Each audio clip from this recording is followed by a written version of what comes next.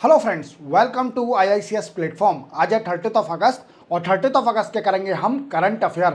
Without wasting our time video start करते हैं। First news है लाइन ऑफ एक्चुअल कंट्रोल। जैसा कि आप जानते हो कि इंडिया और चाइना के बॉर्डर को हम LAC बोलते हैं। क्या बोलते हैं? LAC बोलते हैं। और इस LAC पर कई सारा 2020 से कई सारा इशू चल रहा है बिटवीन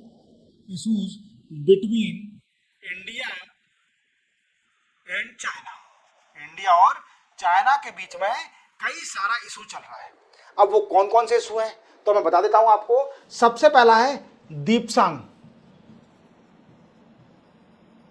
दीपसांग प्लेन। दूसरा है Demchok. Next Galwan valley.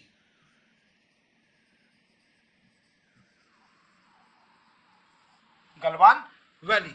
Next है नॉर्थ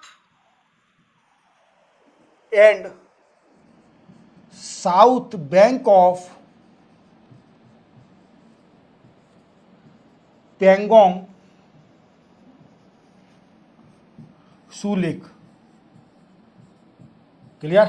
और एक है घोंगरा हॉट स्प्रिंग। ये सारे इशू हैं between India and China on the border area.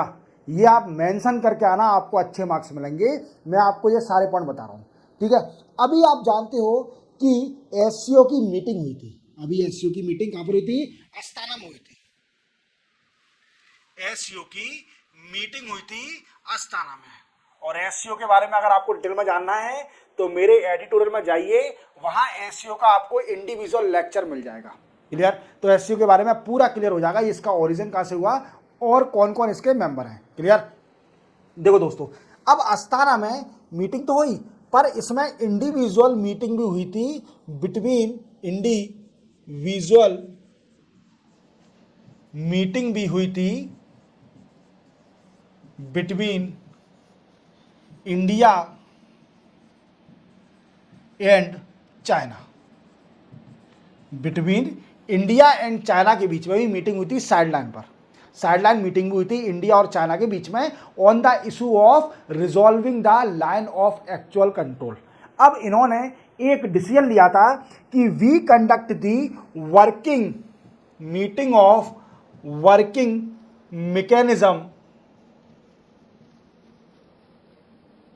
mechanism on coordination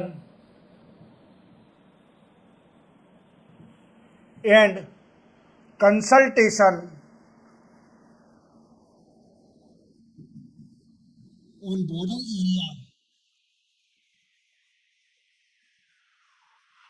area of India and China। इसकी हम मीटिंग करेंगे। क्या करेंगे? इसकी हम मीटिंग कराएंगे जो कि resolve the issue and stand of between India and China.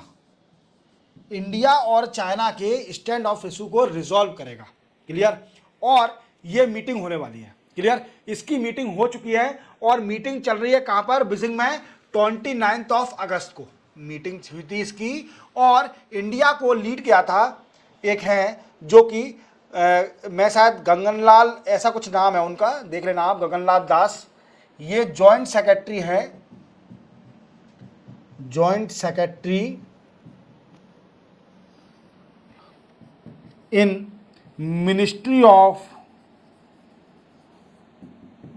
of External Affairs।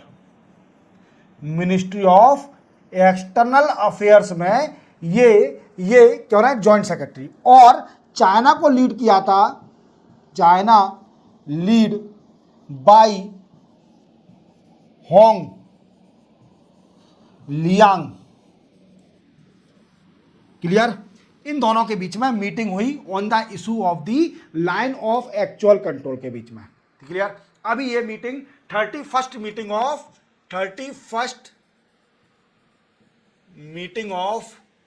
Working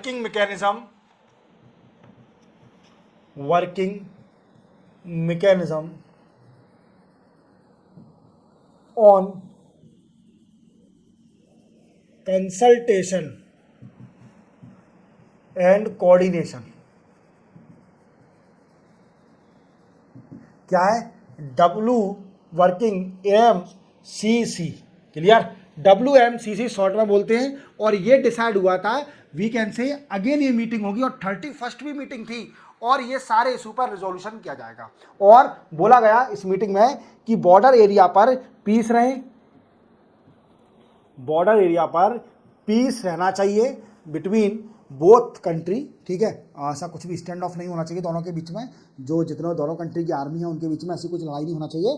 तो आपको सिर्फ और याद रखना है कि मैंने आपको स्टार्टिंग में बताया था कि इंडिया और चाइना के बॉर्डर एरिया पर कौन कौन से पॉइंटों पर इशू है। ठीक है, जैसे मैंने दीपसांग प्लेन बताया आपको, देन आफ्टर गलवान वैली बताया, north and south of the Pangong Tso lake बताया। ठीक है, ऐसे ही आपको याद रखना है। क्लियर? ये सारे पॉइंट आप याद रखिए और ये सारे पॉइंट आप मेंशन करके आइए, आपको अच्छे मार्क्स मिलेंगे। क्लियर? चलते हैं अपन नेक्स्ट उस पर। नेक्स्ट हो जा INS अरिहंत, अरिघाट, सॉरी अरिहंत नहीं, अरिघाट। ये क्या है? ये क्या है? इंडिया का न्यूक्लियर सबमरीन है, न्यूक्लियर सबमरीन। और ये हैंड ओवर कर दिया है इंडिया की नेवी को, hand over to Indian navy, Indian और नेवी। ये बहुत बड़ा अचीवमेंट है इंडिया के लिए कि इंडिया पर सेकंड न्यूक्लियर सबमरीन भी आ गया है, न्यूक्लियर सबमरीन भी आ चुका है और हैंड ओवर कर दिया है इंडियन नेवी को। किसको कर दिया है? हैंड ओवर कर दिया है इंडियन नेवी को। और इसमें क्या है ऐसा? तो देखो दोस्तों, ये क्या है जो INS अरिघाट है, ये किस लिए यूज है? देखो मैंने आपको जैसे बताया न्यूक्लियर सबमरीन है, ये न्यूक्लियर सबमरीन। तो डेफिनेटली क्या है? इट रिलीज एंड फायर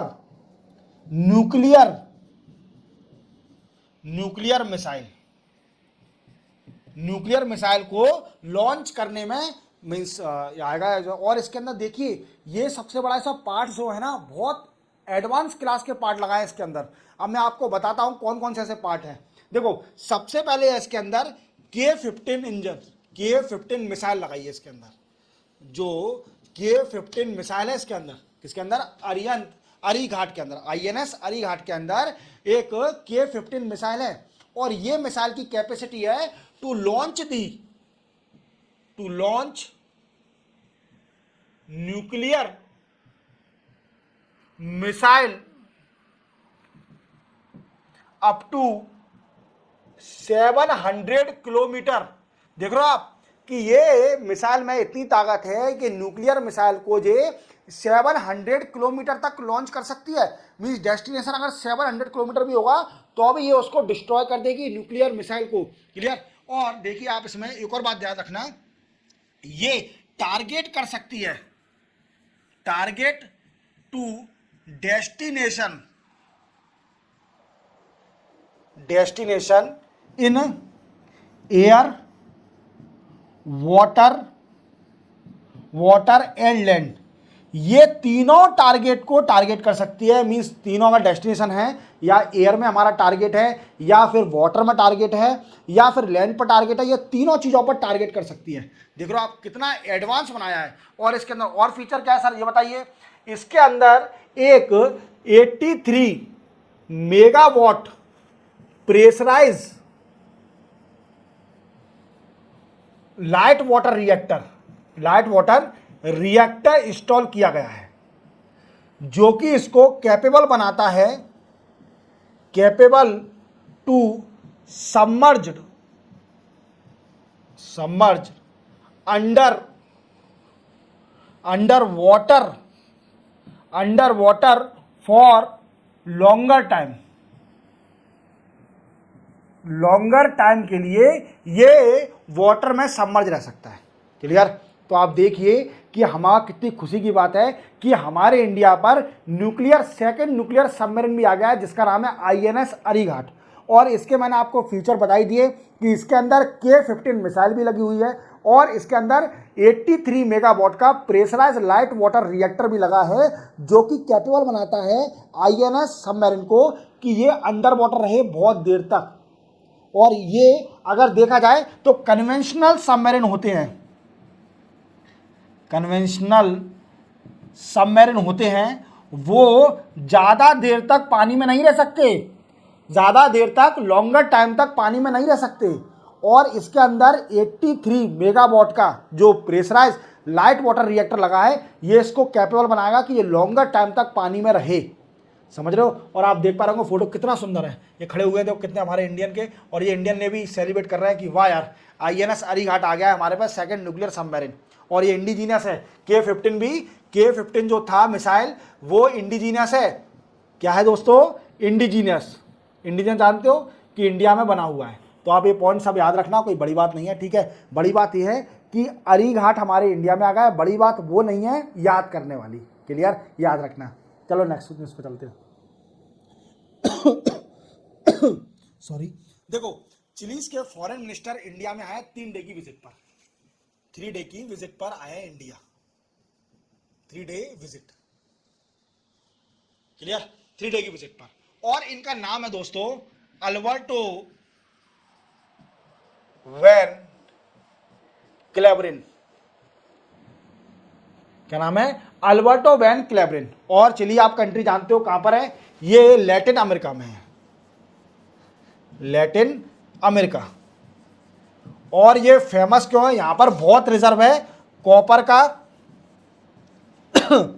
और लिथियम का भी बहुत रिजर्व है, कॉपर और लिथियम का रिजर्व है। और लिथियम आप जानते हो, lithium is a critical mineral. Sorry, ये क्या है? Critical mineral. और क्रिटिकल मिनरल आप जानते हो ये किस लिए आ सकता है लिथियम? ये हम इलेक्ट्रॉनिक व्हीकल बनाते हैं, उसमें लिथियम आयन बैटरी का यूज करा जाता है, बैटरी का यूज करा जाता है। Just a minute.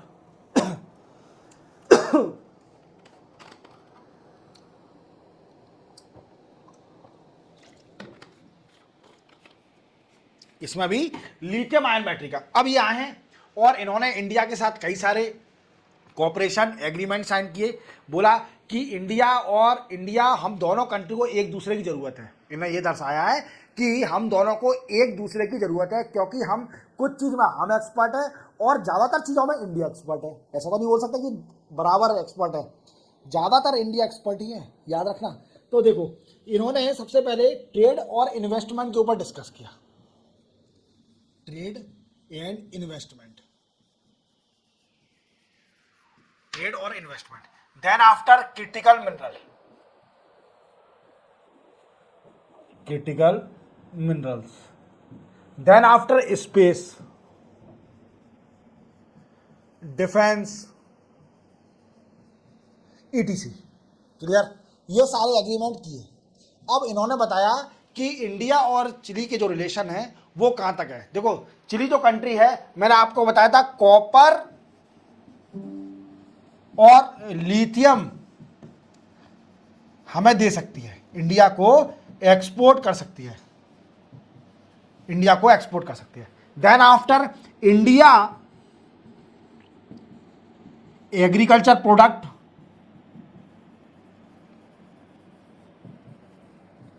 जैसे आप मैंगो खाते होंगे, मैंगोज एक्सपोर्ट करने का बोला। और ये चिली कंट्री वाइन्स और नट में भी बहुत एक्सपर्ट है, ये सारे वाइन्स और नट्स में भी बहुत एक्सपर्ट है। तो इसने बोला कि हम वाइन्स और नट्स भी एक्सपोर्ट करेंगे इंडिया को। और इंडिया की जो डिफेंस कंपनी है, इन्होंने बोला कि जो इंडिया की डिफेंस कंपनी है हम उसे इनवाइट करना चाहते हैं, वो चिली कंट्री में आए और invest in Chile countries related to defence product. Clear? Defence product में इन्वेस्ट करे और कंपनी सेटअप करे, we can say industry setup करे चिली में। यही सारा डिस्कस किया गया है दोनों कंट्री के बीच में। चिली के फॉरेन मिनिस्टर हैं अल्बर्टो वेल क्लेब्रिन, याद रखना ये 3 दिन की विजिट पे है इंडिया, और ये एक्सटर्नल अफेयर एस जयशंकर साहब से मुलाकात करी, एस जयशंकर साहब से मुलाकात करी। और ये कंट्री क्रिटिकली बहुत इंपोर्टेंट है हमारे लिए। इसका रीजन ये है क्योंकि इसके पास कॉपर रिजर्व है और लिथियम रिजर्व भी है, जिसकी हमें बहुत जरूरत है। और लिथियम तो आप जानते हो ये क्या है, एक क्रिटिकल मिनरल है और इसकी सबको जरूरत है for electronic vehicle manufacturing, lithium ion battery. समझ रहे हो आप मेरी बात को? तो ये क्रिटिकली स्ट्रेटेजिकली इंपोर्टेंट कंट्री है चिली। और इन्होंने एक और बात बोली, जैसे कि आप जानते हो कि आपने G20 के बारे में सुना होगा कई बार, मतलब इंडिया ने 2023 में G20 की समिट कराई थी, और आपने ऑल ओवर इंडिया में पोस्टर देखे होंगे G20 के। मोदी साहब ने ऐसा प्रमोट किया था G20 को। अब G20 की मीटिंग 2024 की मीटिंग होनी है ब्राजील में। कहां पर होनी है? ब्राजील कंट्री में। और ब्राजील में होनी है तो इन्होंने बोला है कि ब्राजील में G20 की समिट होनी है, तो इंडिया लैटिन अमेरिका से भी रिलेशन बनाए। India and Latin America countries, clear, enhance relation. Clear? ये सारी बातें हुई दोनों के बीच में, और कुछ ज़्यादा कुछ नहीं है। ठीक है, याद रखना बस कॉपर और लिथियम बहुत ज़्यादा इंपॉर्टेंट है, और वाइन्स और नट्स ये एक्सपोर्ट करती है चिली कंट्रीज। ये सारे पॉइंट याद रखना। क्लियर? चलते अपन नेक्स्ट न्यूज पर। नेक्स्ट है बायोफ्यूल। देखो सॉरी, देखो मैं आपको हर लेक्चर में बताता हूं कि biofuel play the major role in this world. अभी राइट नाउ बायोफ्यूल का बहुत बड़ा रोल है। बायोफ्यूल को 2 पार्ट में डिवाइड करके रखा है, जिसको बोलते हैं इथेनॉल, और एक को बोलते हैं बायोडीजल। और आप जानते हो इथेनॉल की ब्लेंडिंग पेट्रोल में की जाती है, और बायोडीजल की ब्लेंडिंग डीजल में करी जाती है। क्लियर? अब क्या है दोस्तों, अब मैंने आपको जनरेशन बताए थे। फर्स्ट जनरेशन बायोफ्यूल कैसे बनाया जाएगा? फर्स्ट जनरेशन बायोफ्यूल बनाया जाएगा फ्रॉम क्रॉप। किससे बनाया जाएगा? क्रॉप से बनाया जाएगा, जो कि मेज है, राइस है, व्हीट है, इनका यूज करके एक बायोफ्यूल बनाया जाएगा, फर्स्ट जनरेशन बायोफ्यूल। अभी क्या है कि सरकार ने एफसीआई को रोक दिया था कि जो इथेनॉल की डिस्लरीज है, डिस्लरीज ऑफ इथेनॉल, वो क्या है, एफसीआई से एक लिमिट पर राइस नहीं खरीद पा रही थी। अभी गवर्नमेंट ने अलाउ कर दिया है, क्योंकि राइस का प्रोडक्शन ज्यादा हो गया होगा, तो इसलिए अलाउ कर दिया है। कितना? एफसीआई अब ओपन मार्केट सेल सिस्टम के जरिए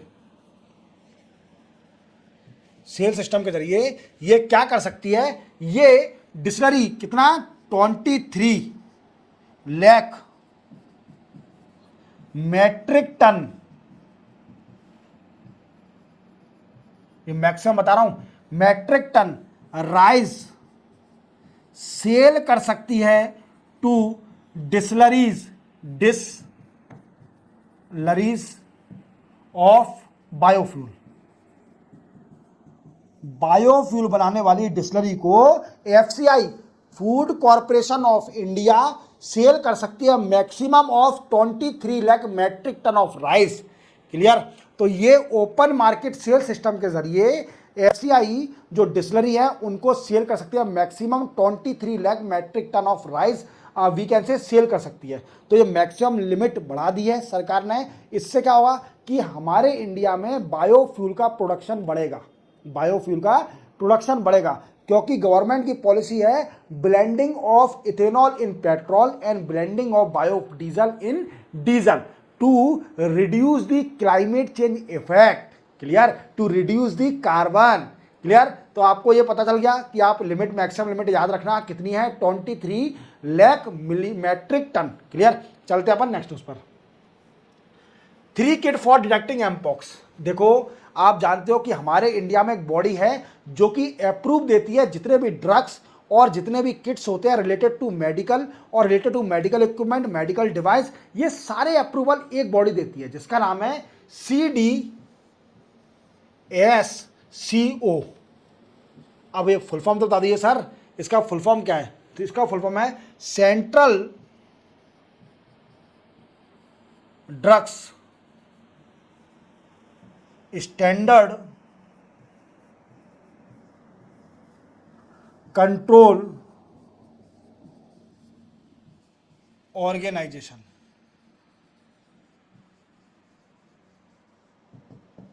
central drugs standard control organisation, CDSCO इसका फुल फॉर्म होता है। ये क्या है? एपेक्स बॉडी है। It is a apex body to approve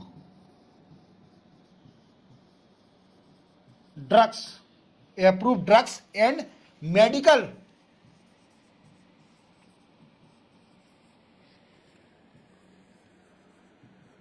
devices and equipment, ये इसको अप्रूव करती है।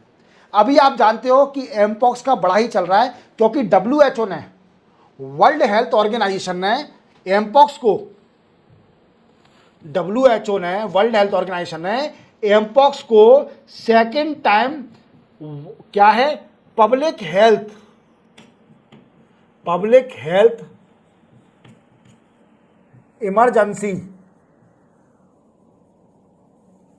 ऑफ इंटरनेशनल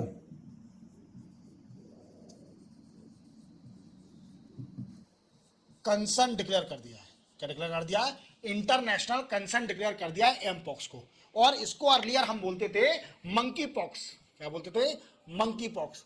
और अगर आपको जानना है मंकी पॉक्स के बारे में तो आप मेरे एडिटोरियल में जाइए, वहां पर मंकी पॉक्स का इंडिविजुअल लेक्चर अपलोड है, आप पूरा देख लीजिए। इसके सिम्टम क्या होते हैं, क्या बीमारी है और ये किस कंट्री में फैल रही है। अभी देखो ये कॉन्गो में, जैसे मैंने बताया था प्रीवियसली उसमें एडिटोरियल में, कि ये कॉन्गो में बड़ी फैल रही है। जो कॉन्गो के लोग बाग हैं, ये कॉन्गो से देखो कितने इसमें सिम्टम रैसेस हो रहे हैं इसकी बॉडी पर, ये एमपॉक्स दिखाता है। क्लियर। अब क्या है दोस्तों कि कॉन्गो से अभी यूरोप कंट्री में भी दिखने लगे इसके केस, और पहले इंडिया में भी थे, पर अभी इंडिया में ऑफिशियली कोई केस नहीं आया है एमपॉक्स का। क्लियर। तो क्या है कि एक कंपनी है, उसने एक 3 किट बनाई है, 3 किट फॉर डिटेक्टिंग एमपॉक्स को डिटेक्ट करने के लिए 3 किट बनी है इंडिया में इंडिजीनियसली। क्या बनी है? इंडिजीनियसली। और इसको CDSCO ने अप्रूव कर दिया है। क्या कर दिया है? CDSCO ने अप्रूव कर दिया है इन किट को। किसको अप्रूव कर दिया है? ये किट को। अब ये किट एमपॉक्स को डिटेक्ट कैसे करेंगी? तो इसका रीजन है, देखो ये क्या करेंगे, हमारे जो सिम्टम होते हैं, जो सिम्टम हमारे तो नहीं, एमपॉक्स के जो सिम्टम होते हैं कौन कौन से, कि एक सिम्टम होता है कि बॉडी पर रैसेस हो जाते हैं, जैसे इस बच्चे के रैसेस हो गए, ऐसे ही एमपॉक्स के बॉडी पर रैसेस हो जाते हैं। अब ये क्या करेगा कि एक्सट्रैक्ट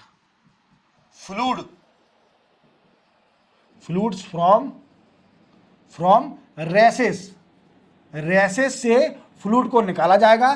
देन आफ्टर उसकी डिटेक्ट करा जाएगा कि detect the virus of mpox का वायरस है कि नहीं है, इसमें डिटेक्ट करा जाएगा वायरस ऑफ एमपॉक्स। क्लियर। इतना याद रखोगे। तो ये 3 किट हमारे इंडिया में एमपॉक्स पर बड़े ही वीकेंड से गाइडलाइन निकाल दी थी, जो कि JP नड्डा साहब हैं हेल्थ मिनिस्टर, उन्होंने गाइडलाइन में निकाली थी कि अलर्ट रहिए, हमारे इंडिया में भी एमपॉक्स बहुत जल्दी फैल सकता है। तो इसके लिए अलर्ट के लिए कई सारी चीज़ें हो रही है हमारे इंडिया में, जैसे कि मैंने आपको बताया अलर्ट के साथ कई सारी गाइडलाइन, कई सारे डिस्ट्रिक्ट स्टेट कई सारी गाइडलाइन निकाल रही हैं। इवन इसके साथ साथ कई सारी कंपनी लेबोरेटरी ने किट भी निकाल दी है और इसकी वैक्सीन पर भी वर्क चल रहा है। जो मैंने बताया था सेरम इंस्टीट्यूट बना रही है इसकी वैक्सीन, एमपॉक्स की वैक्सीन जल्दी बना देगी और देखते हैं हम क्या होता है, बनते कि नहीं बनती। और इसके लिए किट भी आ गई है to detecting the virus of the mpox. Clear, चलते हैं अपन नेक्स्ट न्यूज पर। नेक्स्ट हो जाए कोलंबो सिकोटी कॉन्क्लेव। देखो दोस्तों, अभी 21 सितंबर को कोलंबो सिकोटी कॉन्क्लेव होने वाली है कोलंबो के अंदर। और कोलंबो कैपिटल ऑफ श्रीलंका, क्या कैपिटल है? श्रीलंका की कैपिटल है कोलंबो। क्लियर, यहां पर इसकी मीटिंग होने वाली है और इस मीटिंग में सारी कंट्री के जो नेशनल सिक्योरिटी एडवाइजर है वो पार्टिसिपेट करते हैं। कौन करते हैं? National security adviser. और इसकी मेंबर कौन कौन है? इसकी मेंबर है दोस्तों, एक India, Sri Lanka, Maldives,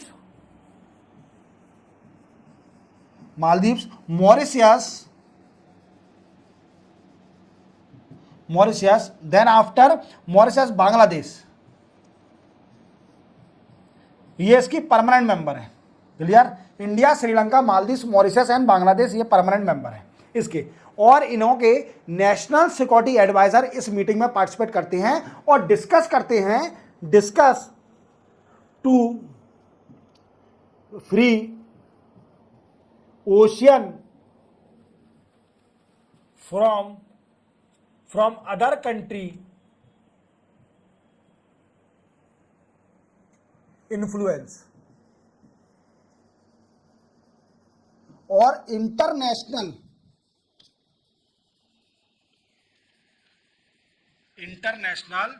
code follow करना, इंटरनेशनल कोड को फॉलो करना, जैसे UNCLOS है, United Nation convention on law of the सी। इस इंटरनेशनल कन्वेंशन को भी इसमें अप्लाई करना कि ओशियन पर किसी भी कंट्री का इन्फ्लुएंस नहीं होना चाहिए जो हाई सी है। मैंने आपको हाई सी टीटी के बारे में बताया था, इसका एक इंडिविजुअल लेक्चर आपको मिल जाएगा मेरे एडिटोरियल में। आप देखिए यहाँ पर इंडिविजुअल लेक्चर पड़ा हुआ है हाई सी के ऊपर, हाई सी टीटी के ऊपर।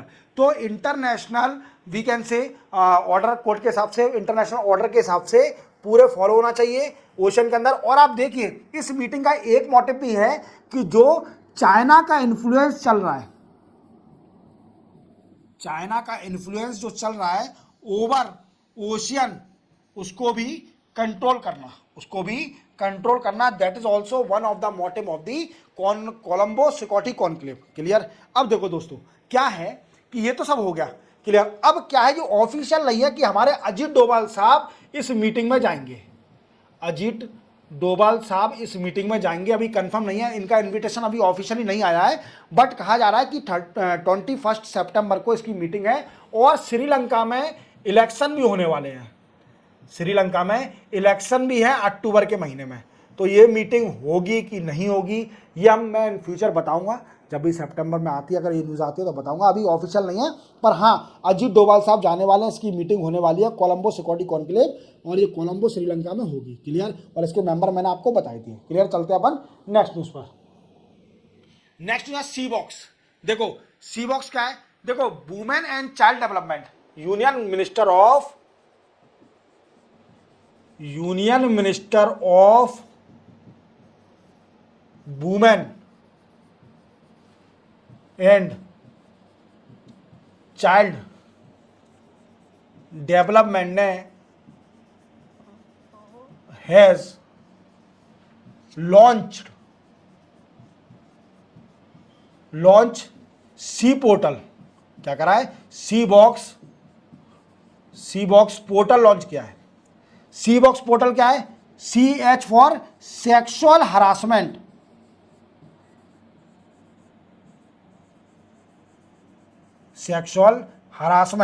अब सेक्सुअल हरासमेंट की कंप्लेंट आप इस पोर्टल के जरिए कर सकते हो सी बॉक्स के अंदर। सी बॉक्स पोर्टल एक लॉन्च किया गया है इंडिया ने, और इसके जरिए सेक्सुअल हरासमेंट होता है एट वर्क प्लेस, तो आप इसकी कंप्लेंट कर सकते हो ऑनलाइन ही, वुमेन इसकी कंप्लेंट कर सकती है। क्लियर। और इंटरनल कंप्लेंट कमेटी जो बनती है, इंटरनल कंप्लेंट कमेटी जो कि हर ऑर्गेनाइजेशन में है, ये उससे भी रिलेटेड है। C box is also related to the internal complaint committee at every organization whether it is private or public. हर आपको मालूम है कि सुप्रीम कोर्ट का डिसीजन है, जितनी भी बड़ी बड़ी ऑर्गेनाइजेशन है उसे अपने अंदर अपनी बॉडी में एक बॉडी बनानी पड़ेगी जिसको बोलते हैं कमेटी बनानी पड़ेगी, इंटरनल कंप्लेंट कमेटी, जो कि सेक्सुअल हरासमेंट की कंप्लेंट को दर्ज करेगा. और C box portal is also connected with the internal committee that resolve the sexual harassment issue. Clear? इन कंपनी और प्राइवेट कंपनी. तो C box related to the sexual harassment complaint portal and it was launch by the union minister of the women and child development. Clear? याद रखोगे, simple है. चलते अपन next news पर. Next news है और last news है reset. Reset क्या है? देखो, रीसेट का फुल फॉर्म है रिटायर्ड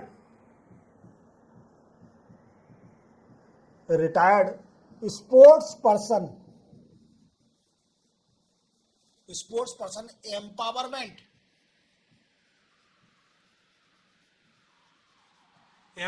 ट्रेनिंग. अब देखो दोस्तों, इसका तो फुल फॉर्म हो गया. ये है मनसुख मांडविया. ये यूथ एंड स्पोर्ट्स के मिनिस्टर हैं. यूनियन में यूथ एंड स्पोर्ट्स के मिनिस्टर हैं. और इन्होंने अभी लॉन्च किया है रीसेट प्रोग्राम. रीसेट प्रोग्राम क्या है? Program for empowering retire sports person. Reset का फॉर्म क्या है? Retire sports person empowerment training. Sports person empowerment training.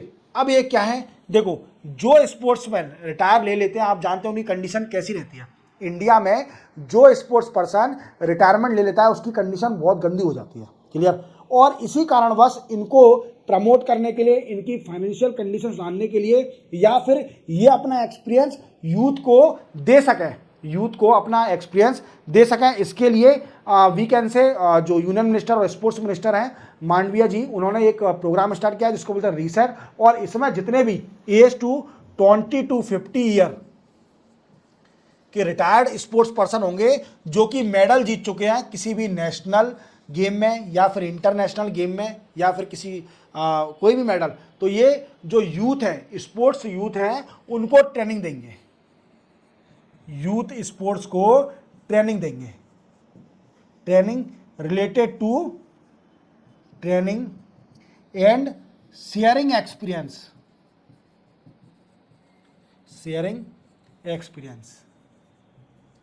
तो याद रखना, ये उन लोगों की कंडीशन जानने के लिए है जो कि रिटायर स्पोर्ट्स पर्सन बहुत बुरी कंडीशन में रह रहे हैं. आप देखिए, आप कई बार न्यूज़पेपर पढ़ते होंगे, तो जो स्पोर्ट्स पर्सन रिटायरमेंट ले लेता है उसकी कंडीशन, व्हाट आई मीन्स, अगर वो एफ्लुएंट है, अगर वो अच्छा प्लेयर रहा है तो ठीक है. अगर वो कुछ टाइम के लिए मतलब अच्छा नहीं रहा, उसकी कंडीशन नहीं रही और देन आफ्टर, तो उसकी कंडीशन खराब हो जाती है. क्लियर? तो इसी के साथ 30 अगस्त के करंट अफेयर कंप्लीट होते हैं. चैनल को सब्सक्राइब और बेल आइकन प्रेस करना ना भूलना. मिलते हैं हम कल 31 अगस्त को नए करंट अफेयर के साथ. तब तक के लिए जय हिंद.